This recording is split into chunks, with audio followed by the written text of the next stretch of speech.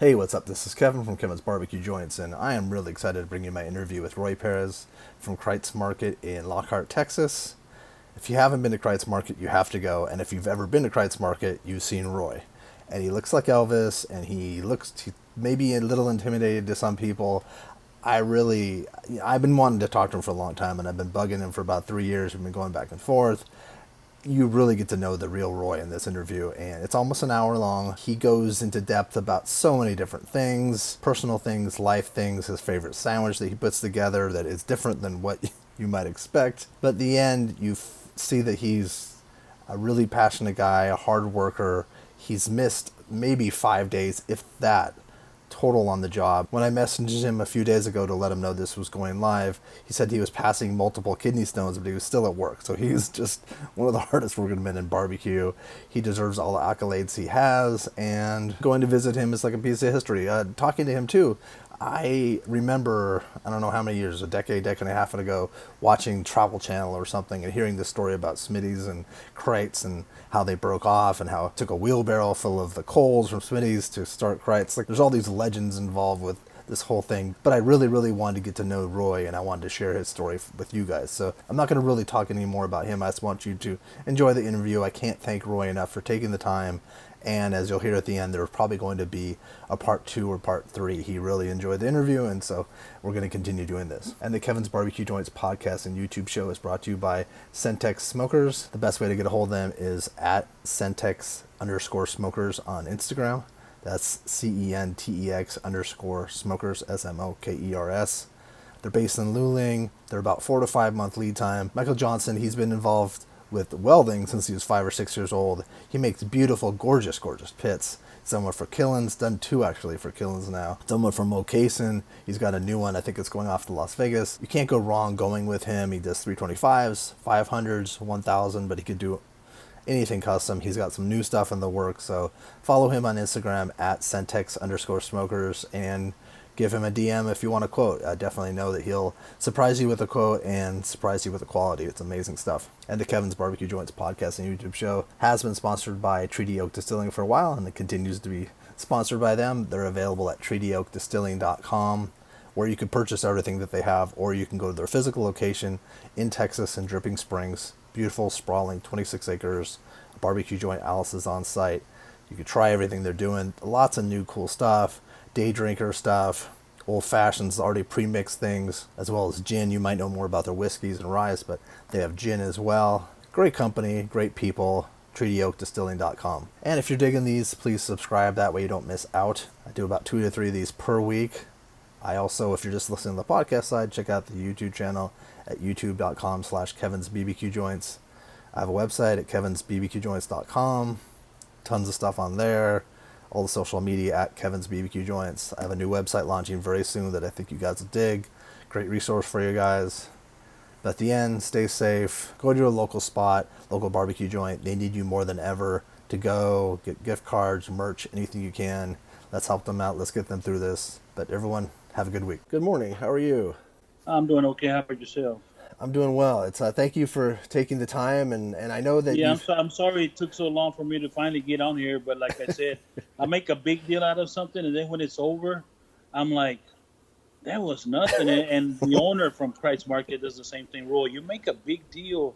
Like you've been trying to get a hold of me, what, about 3 years now? I think about 3 years, yeah. I just get nervous, and then right at the last second, I'm like, oh, I can't do it. And then when I've done dates before, I'm like, wow, why didn't I just do it on the first take? It's not. I'm just a real shy person. Yeah. And also too, I wanted to respect your time, and I know that you've been dealing with some pain issues. How was your knee doing? And was it your right knee? Yes, it's my right knee. 3 years of working on this concrete, it's taken its toll. If I would have known 33 years ago that this was going to happen to me, I'd be more careful of my body. Yeah. And that's what I put on Facebook the other day. I'm like, hey man, anybody wants to be a pit master or any other job where you have to be on your feet for 12, 15 hours, man, you need to take care of it, because I wish I had done it. But did you tear the meniscus or the...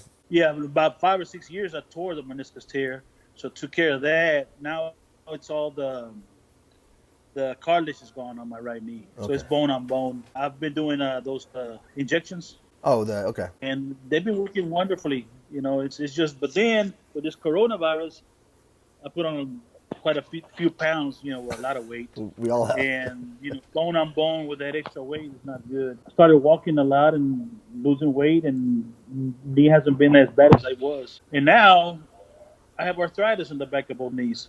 So I got rid of one problem, and now I have two other ones.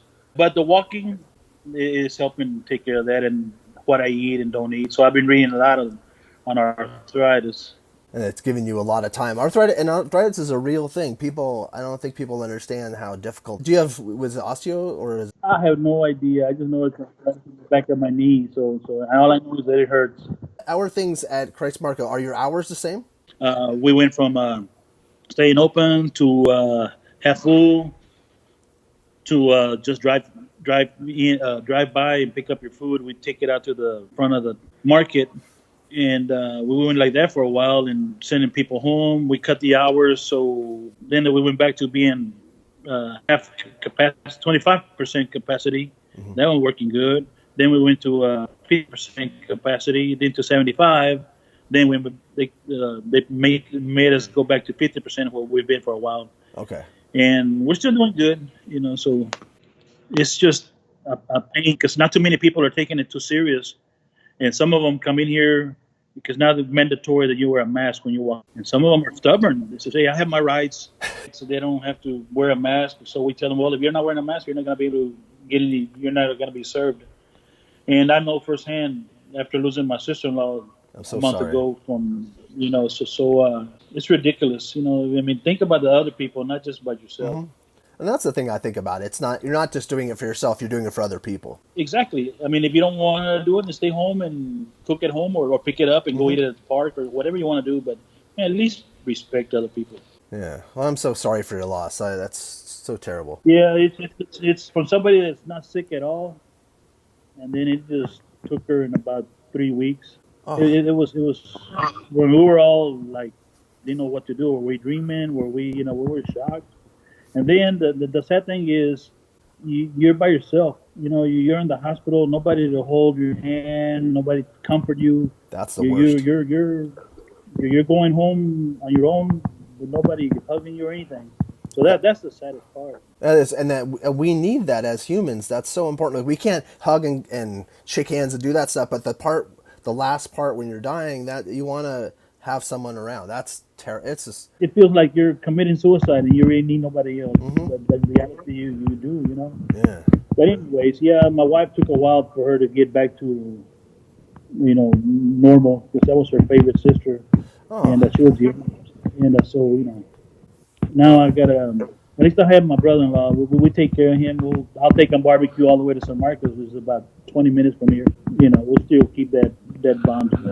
yeah. So you've been working there since 1987. What were you doing before then? Straight out of high school, I started building houses. Oh, you did. I got with this crew, and because I've always been a shy person from first grade all the way to my senior year, and I never had friends. Not because I didn't want any, but I just didn't know how to. I mean, that was from the country. Didn't country boy that really doesn't like Yeah. talking to anybody. So from 1981 till about 1985, I was building houses. You put on your headphones, and they'll tell you, you build this wall, you build this wall, and you just do it Yeah. on your own. I didn't have to talk to anybody. Then about 1985, the economy went down, I and remember. we were building like 4 or 5 houses at a time, and they weren't selling. So we'd have 10, 15 houses up, and they'd be just sitting there. Oh, So finally, we weren't, they'd cut us out. Well, we don't need any more, So I'm like, man, what am I gonna do now? Because that's straight from high school. And then in 1987, my nephew, he used to work at Smitty's at the meat market. And he goes, hey man, you come and work over here. The guy that had this job, he died in a wreck coming to work this morning. oh my gosh. So do you want to come over here and put an application? And I'm like, I don't like talking to people. And he said, no, man, all you got to do is put the sausage on the block, keep the sausage warm, and you don't have to talk to nobody. They just say, give me 5 hot, put it on the block. I said, oh, I can do that. So, and started doing there, and I liked it, and then from there, the guy that was the slicer, he decided to quit. And I'm like, wow, everybody's quitting on me, and I'm here barely trying to learn this stuff, and they're gonna throw me in the fire, you know. So then from there, I wanted to see how you did the slicing because it's an art. You don't Oh just yeah. get up there and start slicing and butchering a piece of meat. And I like that. So then from there, they try to make me a manager, and I'm like, no, no, I just came here to do the sausage part. And Rick and Don Schmidt said, no, man, you look like you don't drink, you don't do drugs. You're the perfect person to do this. And I said, well, let me take baby steps, So yeah, first I worked on the sausage. Then years later, I started slicing. Then they started making me a assistant manager, and then up to general manager now. Wow. So it's been one hell of a ride, and I love it. And they became family. They call me family, and got my keys to the place now. Like the new owner, Keith Schmidt, he said, "You got it, Roy. I'll see you tomorrow." He knows it's like if his dad or him were still, running the place. So that makes me feel great. I've done something in life that I didn't think I was ever going to do. Yeah, no, it's really nice, and that's a huge accomplishment when someone hands the keys of their business over to you. That's a sort of trust that not everyone gets in any business. Yeah, it's true. When you guys moved over, it was 1999. Is that when it was? Yes, sir. 1999 is when the dad had died, and little squabble with the family. The dad gave the daughter the building, and they had bought the business from their dad, not given to them. A lot of people hear that story of that they were given the business. No, they earned it. They bought it from their dad, but the sister got the building, and she said, "Well, y'all are making good money. I'll go up on the rent." And so Rick Schmidt and Don, the brothers, they said, "No, we'll just move up the road, build our own bigger, better place." And thank God, because that little Smitty's is real small, and when it gets hot, it gets hot. Oh yeah. When we moved over here, now we got 8 pits instead of just 3, so it's helped me a lot. Did you have a hand at all in the construction because of your construction background? No, no, no. This is all steel beams, Okay. and it's just like a big shell. So no, I had nothing to do with it. How many square feet is it? I have no It's idea. huge. It's massive. Yes. It's a big structure. Yeah, you know what's so weird? Coincidence is when I was building houses, one of the owners that was turned out to be my boss, we had built his house, Oh wow. and so I kind of had that touch with him since way back in when I was building houses. Wow. And I told him the story. I said one day we needed a hose to put some water for the concrete, and I looked around. And there was across the field was a hose out there, and it was during the winter. So I pulled it out there and I broke it because it was frozen inside. And I never told you this, Don, but I took your hose because we needed it and then broke it, and I put it back. And so in case 30 years later, it was me. What did he say? And it's out. He still lives in his house, and it's still standing. Hey, what did he say about the hose? Did he? Yeah, he said it was you. So he wondered who it was because he stayed in his mind like there was nothing with this hose. It was rolled up real nice, and somebody took it and not on purpose. Yeah, but yeah. he left it off. And I That's said, fun. wow, we've had this connection since way back then, like if it was meant to be. That is definitely meant to be. Who? And I've always wondered this, and this was something I didn't want to forget about the stacking of the wood. Whose methodology was that? Whose idea was that to do it in such a way that's so beautiful? That was the owner, Rick, because everything in the barbecue world is a star, Exactly. per se. The wood, what kind of wood you look, For sure. you use. It all starts with the wood. Without the wood, we wouldn't be able to cook. So, when I was first starting and people were taking pictures of our wood pile, I'm like, what's up with that? But then as you work and you realize that it's just as important as the person cooking, it's got to be a star in its own right. And people love it, and we have 3 stacks that one of them we'll let them be out there for a whole year before we use it. So we're doing 1 row, and it takes about a year to get through that. Then the other 2 will be, aging as we go through the first one. That's smart. That makes complete sense. I never thought of it that way as well. And for people that might not know, what type of wood are you guys using? Nothing but post oak. We look at the weather. If it's going to rain, we'll go out there and split it, put it in the covered area. Because a lot of people say, well, it's out there, and if it's raining or snowing, what are you going to do? So no, we're pretty good at what we do. It's like a big big machine. So we'll go send some of these kids out there, split wood, or myself, bring it inside, put it under the covered area. I mean, we know, is it going to rain all week or a month, or is it a few days? So we do our math. You guys also with the shipping business, you guys were one of the first people to ship. Oh yes, yeah. We ship all over the United States, and we got a USDA inspector coming here every day, so we have to be on our toes. Oh wow! And they're pretty strict. You know, if we barely made 500, because we make about 500 sausages a day. Wow! And if somebody gets caught back there without a jacket or without a coat where the sausage is, we got to take all that, throw it in the dumpster. Oh wow! And start all over. And I'm like, wow, man, these guys don't play games. That's crazy. You don't mess with it. But then every now and then we'll get another inspector. And he says, well, I wonder why y'all are so strict on y'all. I mean, y'all are just like a little company, not like H-E-B or Walmart or something. But Well, and you guys know what you're doing, but there probably are people that don't know what they're doing, and they have to stay on top of those people because you don't want to ship. Yeah, and they got to make it fair for everybody. Well, why don't you test them or this or that? So, I mean, we don't mind as long as people are getting the product and they know it's safe and they're happy.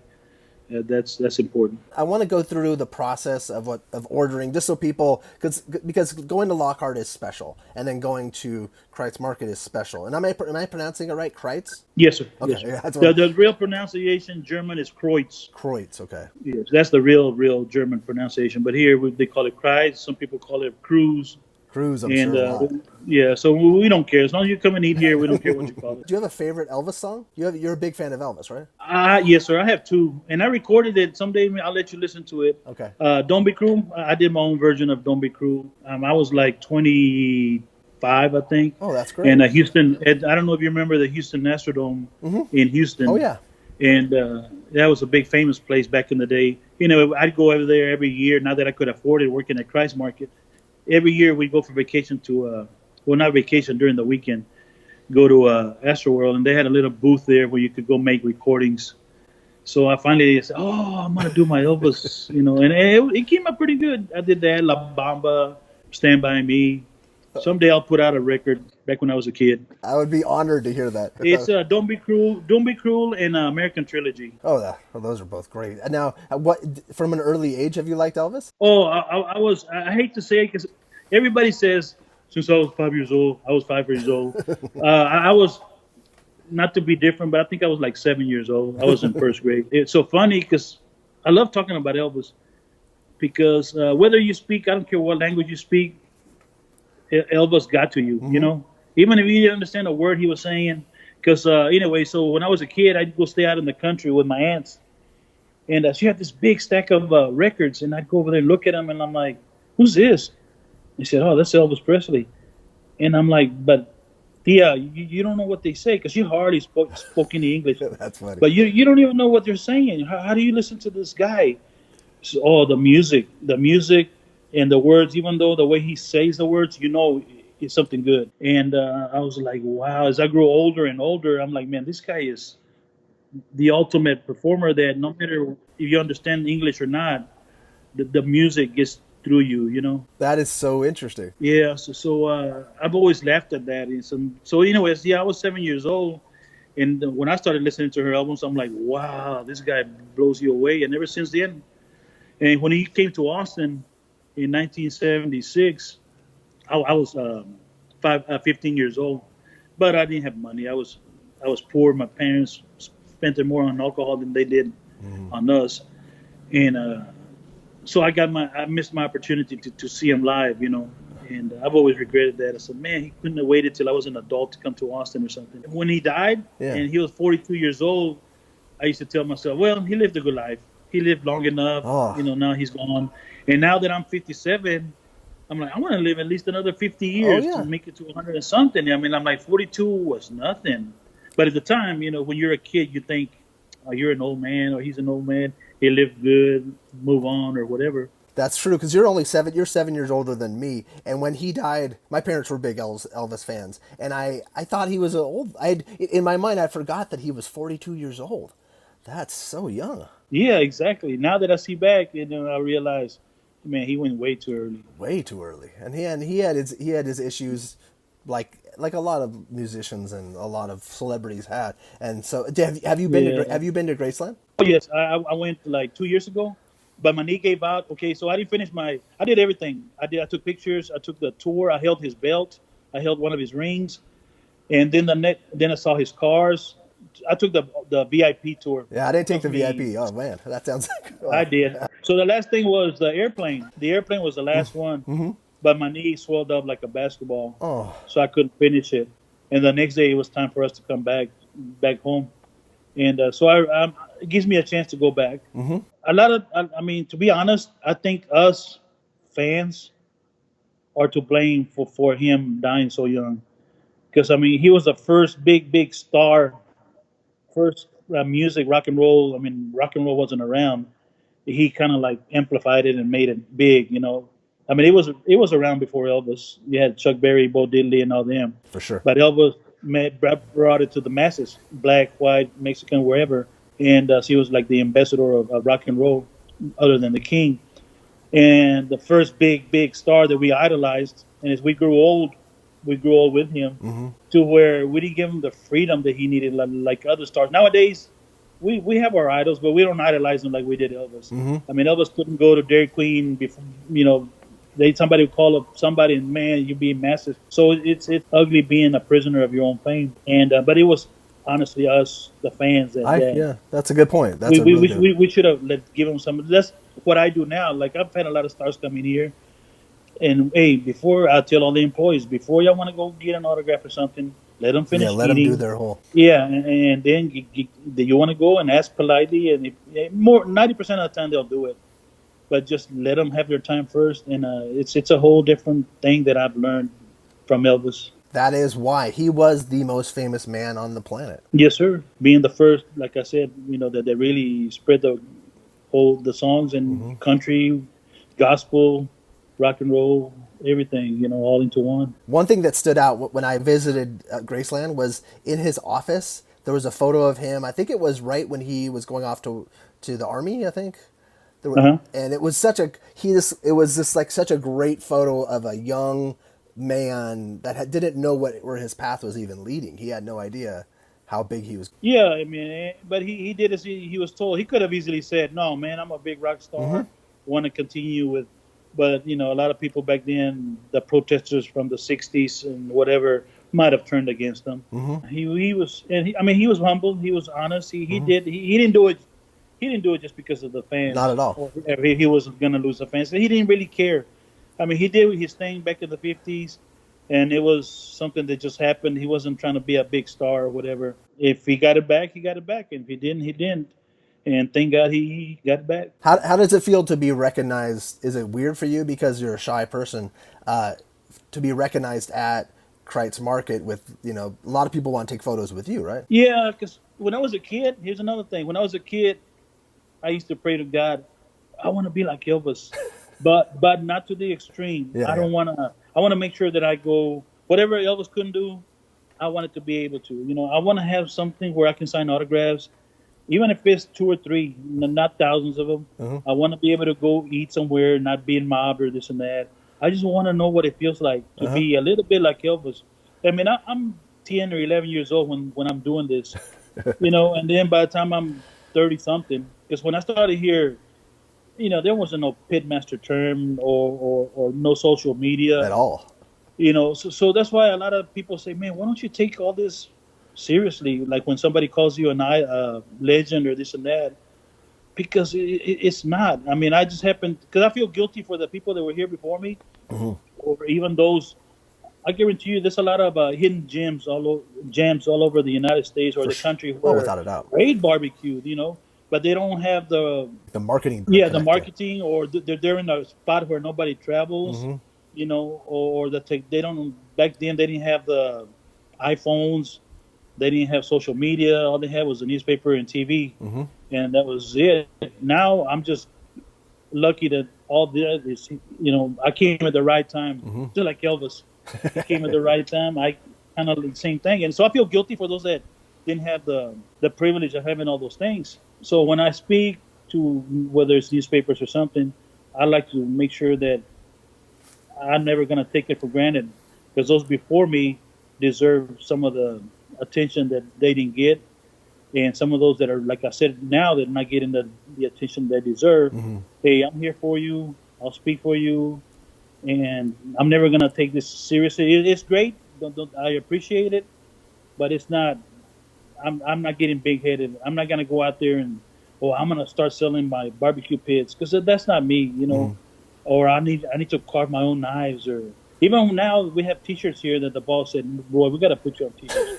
I didn't like it in the beginning because I didn't want people to say, oh, Roy, now you think you're big because you got your own T-shirts. That has nothing to do. The boss does it, and people appreciate it, and people that know me, yeah, we know Roy's not doing it because he wants to be something bigger than he already is, but they still want to take a piece of Roy home and show the pieces of where they love to eat, and so it's advertising for us. I mean, now I see people in Puerto Rico posting that they have my T-shirt on, Oh, that's cool.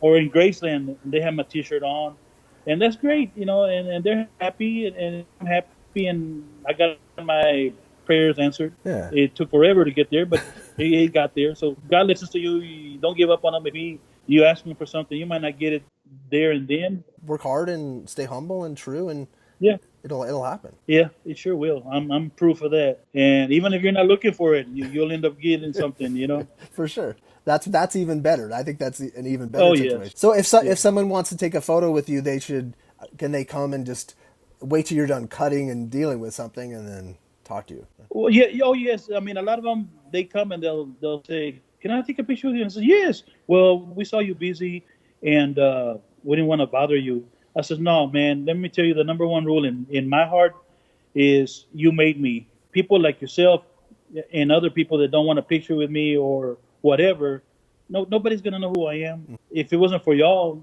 nobody would know who Roy is.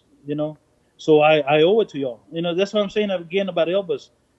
He had so many fans. He was dying at the end, and he knew it. That's why he had to take drugs to stay up. And again, it ain't drugs like nowadays, like cocaine or weed or whatever. I mean, it was just uppers, downers, pills, right? Yeah. to keep his fans happy because he owed it to them. Like they always tell me, so why do you do this? Because it's for y'all. I remember when Elvis said, they asked Elvis, man, those people have just tore your shirts off. Why ain't you mad? Because they're the ones that put it there. That's interesting. That's a great line. So if it wasn't for them, I wouldn't have a job. Nobody would come and eat at Kreuz.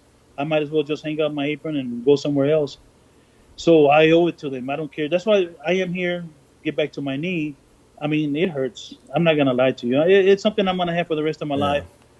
And even the doctor said, if you get a knee replacement, that's not gonna get rid of your arthritis because that's a whole different thing. So that's why I've been doing the injections. They've been working. And as long as the injections are working, it's take pills and keep going. I don't want to let anybody down because I learned early in life working here. I'm like, who watches the Travel Channel? Who travels all the way to Lockhart to go eat this barbecue? I would like. I hear that pizza in Chicago is one of the greatest pizzas in the whole United States. I'm not gonna travel all the way over there to eat a slice and figure out that it's true or not and then come back. But people do. So I would hate to somebody comes from. I mean, we get them from other countries, Japan, and they travel all the way here, and I'm not here, and then they overrated. It wasn't as good as they said it was. So I owe it to everybody that said all the nice words, and I want to make sure that I'm always here to live up to our reputation. What was it like having to take that time off while you were healing up your knee? Oh, I'm sorry, but I don't. You're gonna think I'm crazy, but I just went. They got my injections.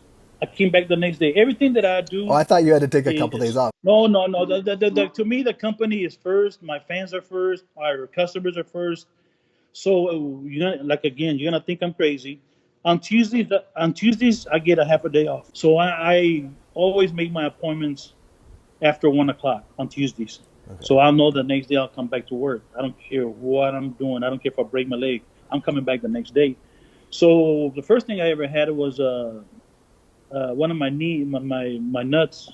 I had like one of them was like the size of a grapefruit, and the other one was normal. Oh. And it happened at the time that Lance Armstrong was had cancer in one of his testicles. So I'm like, man, should I go check it out? because I don't want to have cancer on my testicles. So I went with the doctor again on my Tuesday. He said, Roy, you're leaking. One of it happened to be that it was leaking fluid. Okay. So they were going to have to fix it up. So I said, well, make it on a Tuesday. I don't care how long it's going to be, but it has to be on a Tuesday. And I said, why is that? Because I got to go back to work. So you're not going to do that. So they had given me this machine where the water goes into this thing that holds the water. Then it circulates all around, back and forth, and then it turns like into real cold ice, and you got to put it down there. Well, I carried that damn thing to work the next day, and I sat back there, and I would get up and go slice. I wore warm-ups because that's the only thing that I could walk. I walked like I was 90 years old. Oh man! But I was still here. Oh. So I sliced, go sit down, put the machine back on, and so I'm stubborn. Then I had a growth over my pupil on my eye, and they say you're gonna have to stay away from heat. You're gonna have to wear a patch. What did I do? Again, make it on a Tuesday. I got to go back to work. You ain't going nowhere. Sure, I came back. I don't listen to the doctors. So I had my nut thing. I had my thumb. Well, I don't know if you can see it, but I broke it. Okay, yeah. By the dumpster, and I didn't even go to the doctor. I said, it'll heal itself. Just keep going to work. So I'm just very dedicated. Mm-hmm. Like I said, I feel guilty for the things that other people haven't got to enjoy like I have. So it's true when I think I saw a thing written by Keith, I think, and it said that you've missed less than 5 days of work total. Yeah, because I've gone to funerals, or like when my mother died, my dad, my aunts, my grandmother. I mean, I'd go and then I'd come back because I couldn't. I mean, you're gonna be crying at home. You need to get back to work. And keep your mind occupied. But in my 33 years, I think it's like 5 days. That's amazing. As an employer, you're ideal. You're the ideal employee. You're the person that it's like family to you too. Oh yes, because they try to put that through my head a lot. Because a lot of times when something happens, and so man, I'm glad you still have me here. I'm glad you haven't gotten rid of me. So Roy, your family, you're gonna be here till either I retire or I die or I sell the place. You're gonna be here. We won't have to put you in a wheelchair. So that tells me a lot, I mean, I've had people come over here as I was younger. Hey, man, we'll give you twice as much salary. All you got to do is slice. You don't have to do anything else, just slice. I said, I can't do that because I didn't come to work here for money, because they pay me more or whatever than somebody else. I came here because I needed a job. I've gone through their dad, which is Rick and Keith's dad, and Rick and Don's dad. Then I worked for Keith and Rick, the two brothers, and now I'm working for Keith, the son of Rick. So I've gone through so many generations, and they've always respected me. They've always taken care of me. If I need to go somewhere, they know I won't. But hey, you want to go to Memphis again? You go. You've earned it. You never called in sick, and even when you are sick, you don't tell us. And when you're like I said, the knee hurts sometimes way. I guarantee you, none of these other employees, and that's fine. I can't make them be another Roy. No, there's not. Yeah, we don't all have the same mechanics inside in our head. They're not all crazy like I am.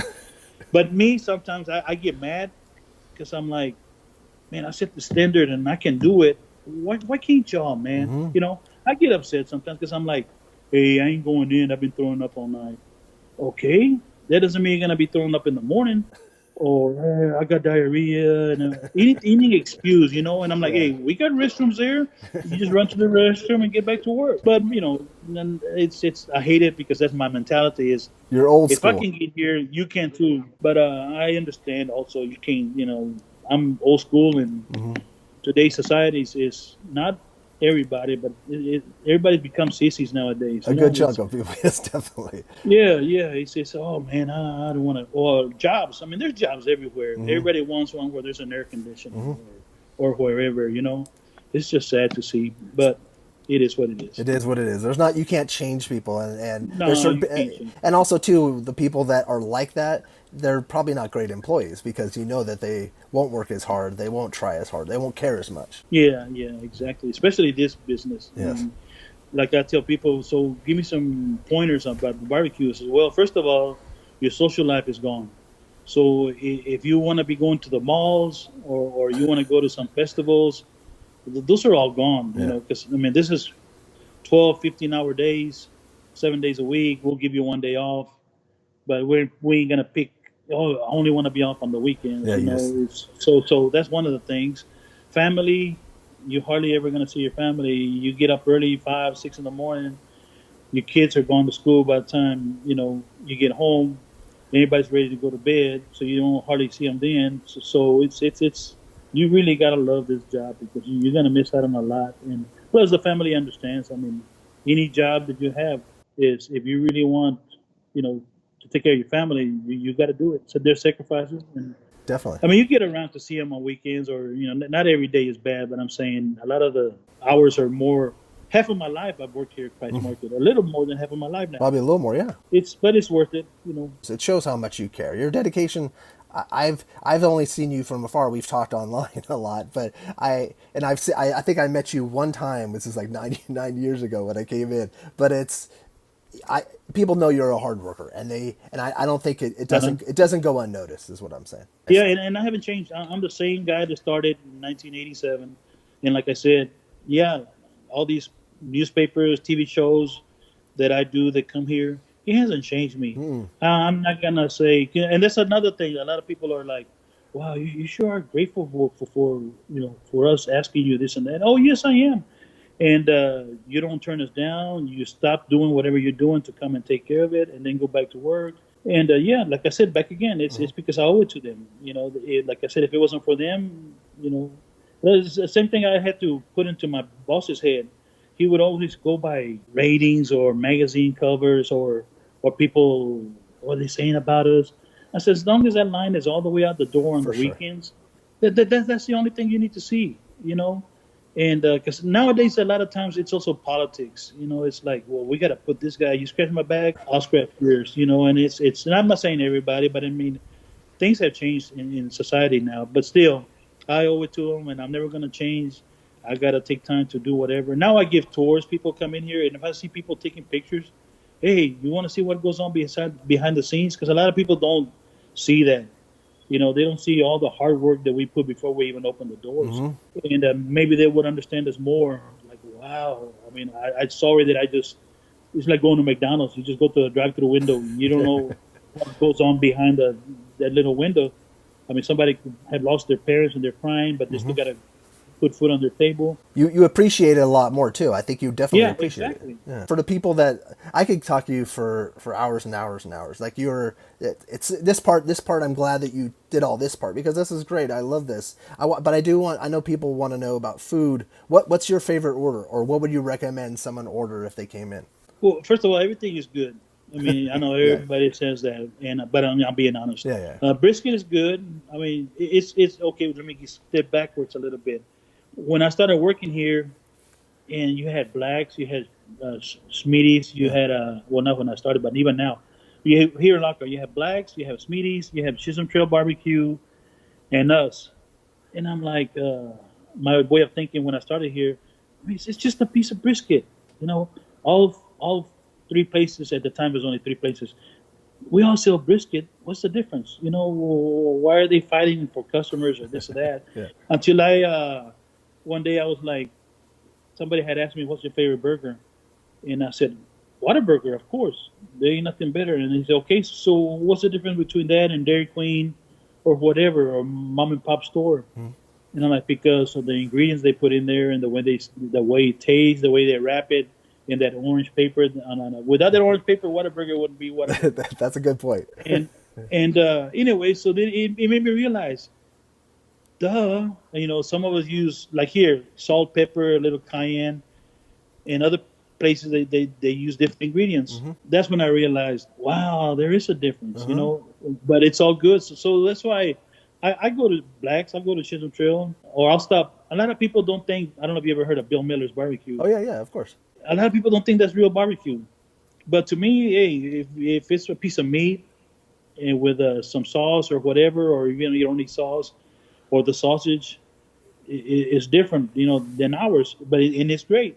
We all make it differently. We all cook it. Some of them swear by the low and slow. Some of us, like us, quick and fast.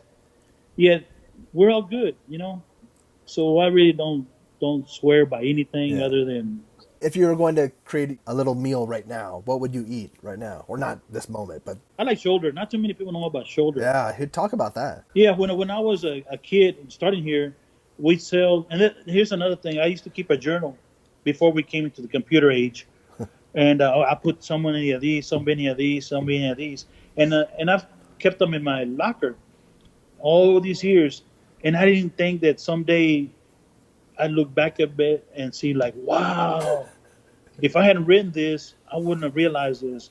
So in 1987, we used to sell like maybe 100 shoulder clods to maybe 20 briskets.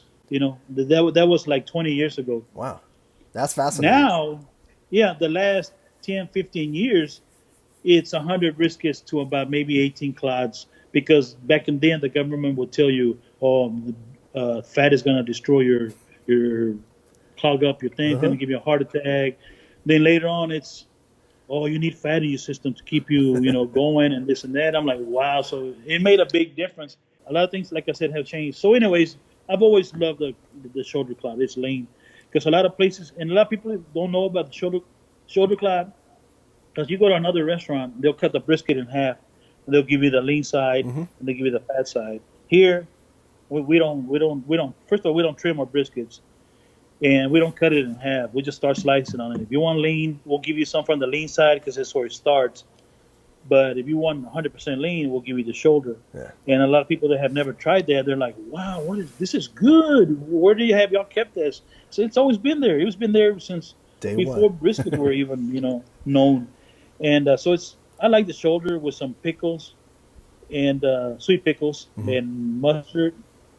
And some people might think crazy and mustard on on barbecues. A lot of people like barbecue sauce, Yeah. and we don't have. We have barbecue sauce in the last 5 years, but it's on the table. We don't cook with it. If you want to put it on there, it's your rights. Like I said, some shoulder with some sweet pickles and mayonnaise and a slice of cheese. That's a damn good sandwich. And you put it in between two slices or one slice? No, I into two slices. Two slices. Wow, that Yeah. sounds that sounds really really good. I have a picture of my sandwiches. I'll send it to you when I find it. And Please do. I'll send it to you through Messenger so you can see what I'm talking about. But the shoulder clod too has a little bit more of a beefy taste. It's a different taste than brisket. Yeah, it's like a roast. Roast, more of a roast, pot roasty. Yeah. Yeah, and the thing about the shoulder is even if it's rare, it's just a natural tender piece of meat as opposed to the brisket. The brisket you got to cook it for either hours at a low temperature or high temperature real quick.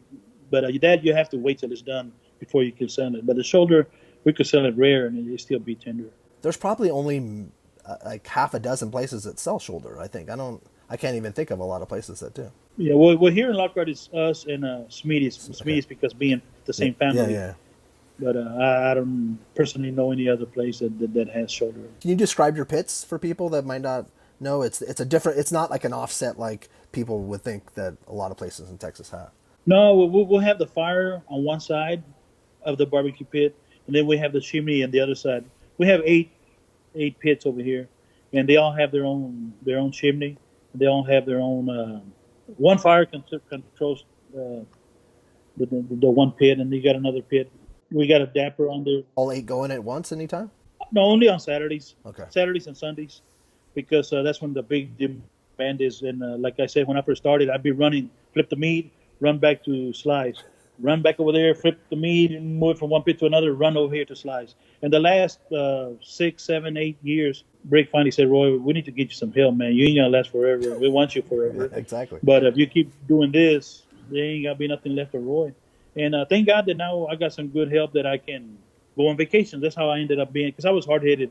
I can't go somewhere, man. Like I said, when somebody comes from another state or another country and I'm not here, but I'm going to get the fault because I'm the face of Kreuz Market, And but now I finally, the last 5 or 6 years, I'm at ease where these guys are good, and they ain't gonna let me down because they know you make Roy mad, we probably won't be working here. He probably wouldn't. And but I mean, I'm not gonna be that ugly, but I'm saying that they know how I am. I have you expect high a certain standards. level of All the things that I've gone through that they know. Like I said, you're finally learning. Like my operations and still coming to work, they know, man, Roy's killed himself for this place. Let's keep it going. So it's respect. I've earned my respect, and it's great. And I respect them back. I don't want them to be Roy. I want it to be them, but still love the market. You don't have to love it 100%, but love it to keep it going. I wanted to talk about sausage, but it's you guys. How many different sausages do you guys have? We only have two. We have the jalapeno and cheese and a regular sausage. And a lot of people love the dry sausage because, like, if it's slow and they sit there a little longer, they tend to dry the grease. And a lot of people love that, and because it's hotter, like a little spicier. Yeah, it's a little more dense. Yeah, you eat it. That thing you don't need no jalapeno in there. It's already hot. And a lot of people get mad because, well, why don't you have any dry sausage? I said that happens in the process of sitting there. We try to keep it all juicy. But sometimes, like I said, they're dry, and they love those. And if we don't have it, they get very upset. But, like, again, because they don't understand how the process, it's not like we're poking it with some toothpicks to get them dry so people will be happy. It just happens. You're lucky if you find it, you'll get it. And if you don't get all upset. That's actually a fun little tip for people. If you have dry, ask for it. But if you don't get upset if you don't have it. But it's something, if you do have it, it's a fun thing to try, a really unique thing. Yeah. And another thing is, through the years, people will call in. I said, well, do you have some dry sausage? Can you save them for me? And yeah, and if we don't, we'll poke it, and let it dry out. And we know who it is and what time they're coming, and we have it saved. Okay. So we've tried to adapt so we don't upset too many people. But we don't do it on purpose and have a bunch of dry, because then we're going to end up throwing them away and stuff. Yeah, and for people that haven't been, you order at the counter by pound. People should know that by half now. A pound. Yeah. And what I've learned also working here is people eat with their eyes. Like, okay, here's your half a pound. Oh my God, that's so delicious. Throw me another slice. Yes. Oh, one more. And then they build it from there. And it's like I said, people eat with their eyes. That's like we don't want to have those dry ones, because a lot of people are like, oh, I don't want that. Look, it's all dried up. What happened to it?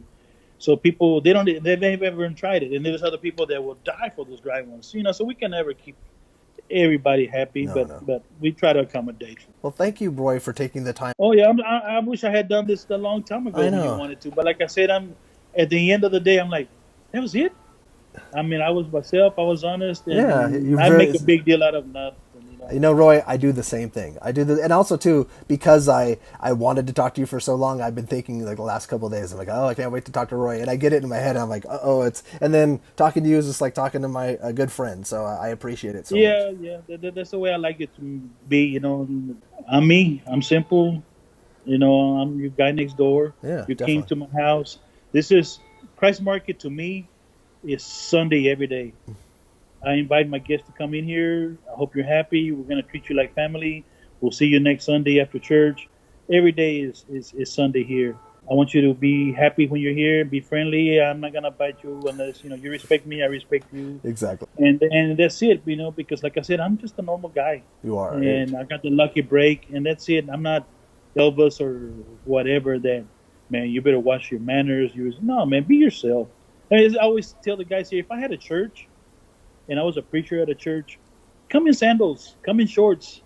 You don't have to have your Sunday best or whatever. Just get to church. I don't care how you get here, but just be comfortable. And have it in your heart. Yeah, exactly. I mean, don't just come in here just to people can say, oh, man, look, he goes to church every Sunday. I mean, be here for the purpose, but also at the same time, I don't need to see you in your Stacey Adams or, your suits or whatever. Be here because you want to hear the word of God, not so people can look at you and say. I'm not saying that people are like that. I'm just saying if you're there for that reason, so they can look at you and say, oh, he goes to church. And then you get out of church and you go get drunk and do whatever. Yeah, and you're terrible. Yeah, exactly. Yeah, exactly. So that's what I'm saying. I'm me, and like me or not, I hope you do. But I do. I think people will. And I think this will be nice. I hope it was worth. It was so worth it. It was worth waiting. Oh, I'm glad, because that's the main thing. And if you ever need a part 2 or whatever, or 3 or 4, cool. I'm gonna be here. Well, probably I would love to do that. Let's do that in a couple months. And maybe next time we could talk about the same subject we talked about somebody else. Yeah. But we broke the ice. I love that. I'm happy. I'm out of my shell. And like I said, if it wasn't for you or people like yourself, I wouldn't be anybody. So I appreciate that you took the time to find some kind of interest in me, whether it's about I'm a Elvis or barbecue or whatever, you know. Thank you. I respect you as a person. You remind me of my father and my cousin. Like it's just that hard. I have that same work ethic. I work 12, 15, 16 hours a day at what I do, and I'm passionate. I love people, and that's why I'm doing this. I'm doing this to share your story and these other people's stories.